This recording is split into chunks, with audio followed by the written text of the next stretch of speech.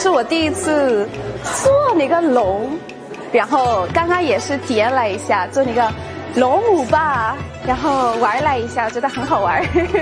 我感觉还挺有意思的，就是很有中国的味道。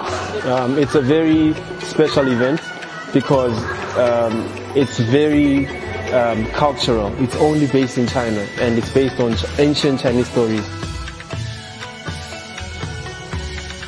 就是很霸气的那种，带着力量的。哎，这龙可能是很霸气的，很强，很厉害。刚刚那个老师说了，黑色的龙是老大，今天我是老大。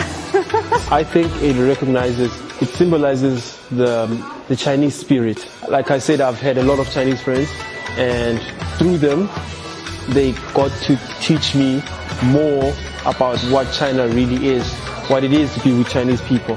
Because ever since I've come here, I've never ever felt like I'm not welcomed in China.